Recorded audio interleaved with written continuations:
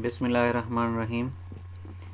Today we are starting Unit 3, Subshells and Atomic Orbitals, Electronic Configuration and Ionization Energy.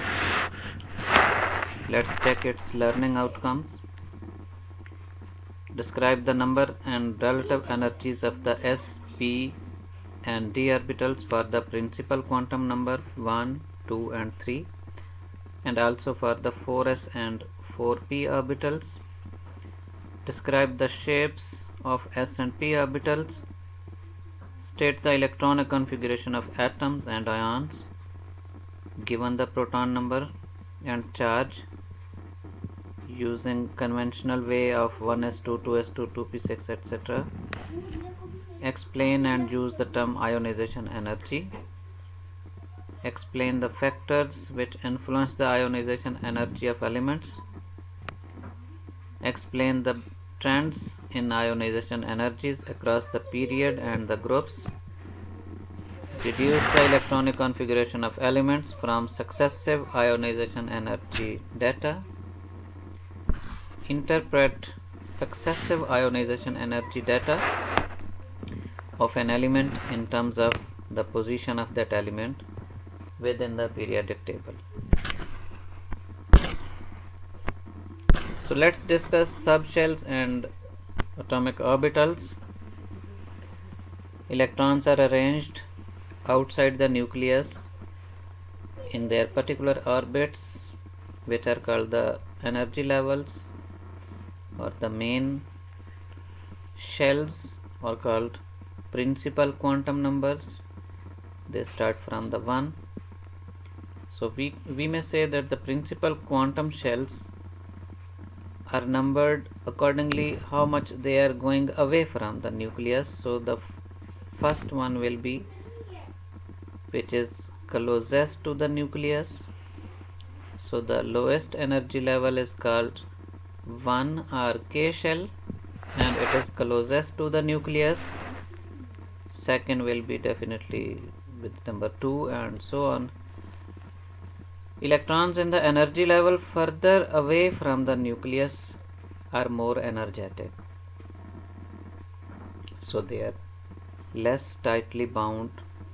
They have less force of attraction with their nucleus, because the electrons which are closest to the nucleus in the lowest energy level, they are having maximum force of attraction. So it's not easy to ionize the electrons present in the lowest energy level. As we go away from the nucleus, as the electrons possess more energy, they become away from the nucleus. So the distance of the electrons from their nucleus becomes greater, so their force of attraction becomes smaller. Electrons do not move in fixed circular paths. Actually, they occupy a space called the atomic orbitals. So total number of electrons which can be occupied in any principal shell is calculated by 2n square, where n means the number of shell and square means when we take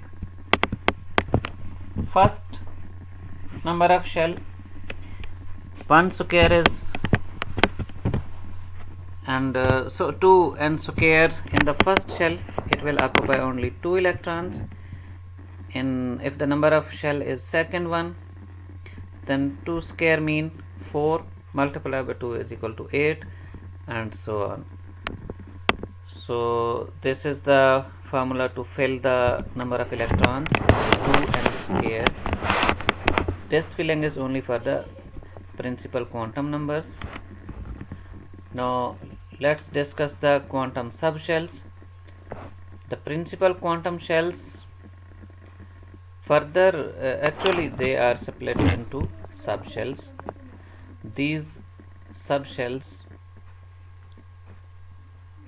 contain different number of electrons in them. Actually these are shown by the small letters S, P, D and F. And if we talk about the energy of the electrons in the subshells increases in the order of S is with the lowest energy and F is with the highest energy. Maximum electrons that S subshell or the orbital may occupy is 2. P subshell may occupy 6 electrons. D can occupy 10 electrons and F occupies maximum 14 electrons. So just have a look on this table.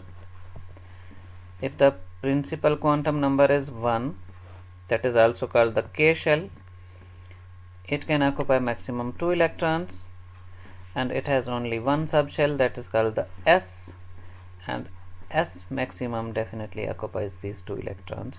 So actually the number of electrons which are present in K shell, actually they are present in the subshell S. Then there is another principal quantum shell, that is called the N.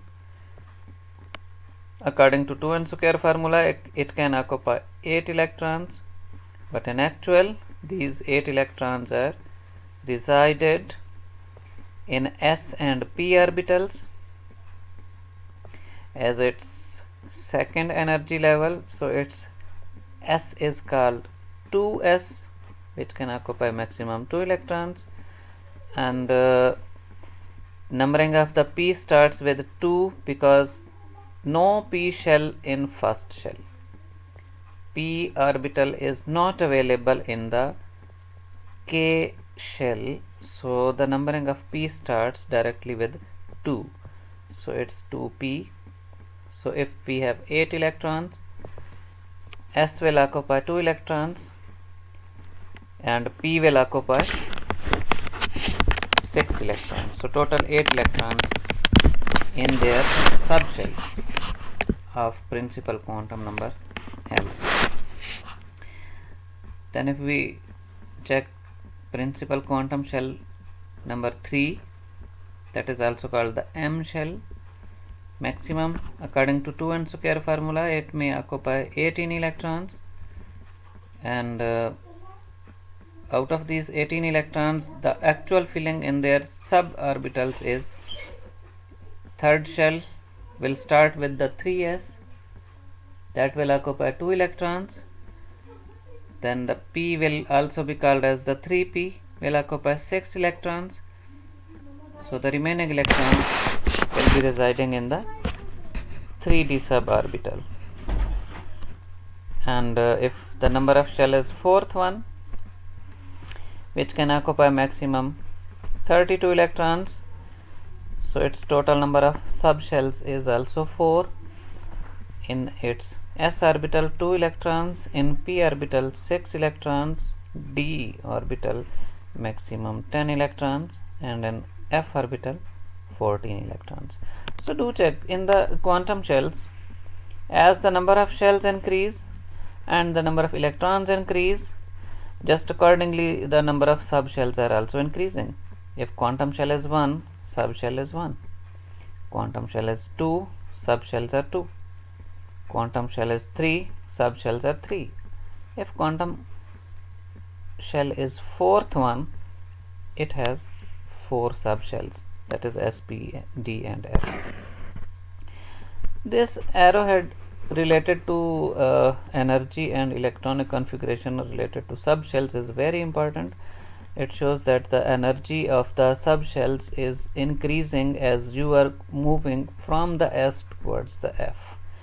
S is having the lowest energy and F is having maximum energy. So just to show that first shell is the most stable, having lowest energy, so it has been made at the bottom. And if the fourth shell we are talking about, it is having a maximum energy, and it has actually 4 subshells, 4s, 4p, 4d and 4f. But if we talk about the filling of the electrons, for example, if there are more electrons and if you are going to fill them in their relative subshells, 1s2, 2s2, 2p6, 3s2, 3p6, after that you will not go to 3d, rather first you will fill 4s, 4s2, then 3d, d may occupy 10 electrons, then 4p, 4d and 4f. So orbitals for the electrons actually we can't draw.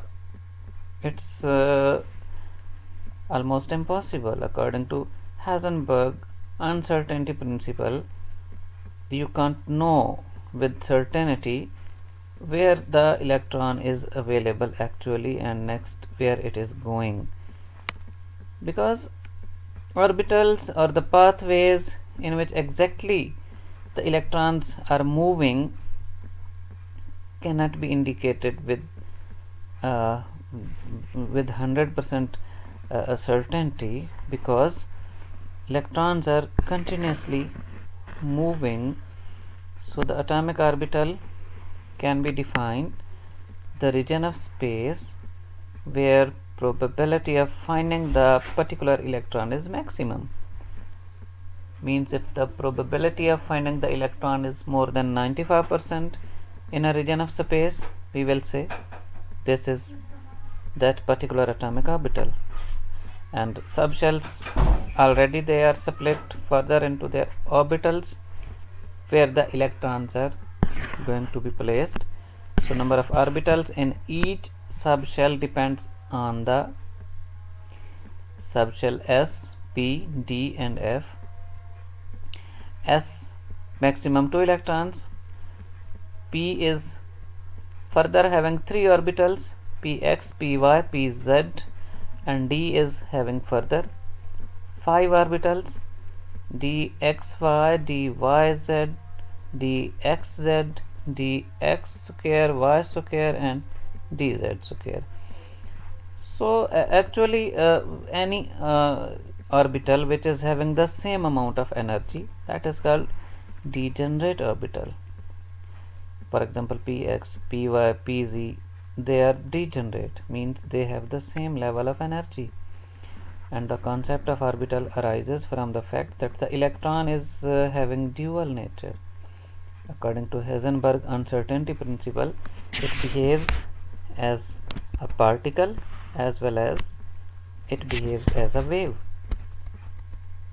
So whatever is the principal quantum number, accordingly it has subshells and orbitals, and we fill the electrons according to 2 square formula. Here some diagrams are there to show the s orbital shape, x axis, y axis and z axis. These diagrams are for the s orbital. They are called sphericals, and non-directional shaded area is showing that particular region where possibility of finding the s electrons is maximum, that is more than 95%, and size increases in the order, means the lowest size is for the 1s orbital and the size of the 4s orbital will be maximum.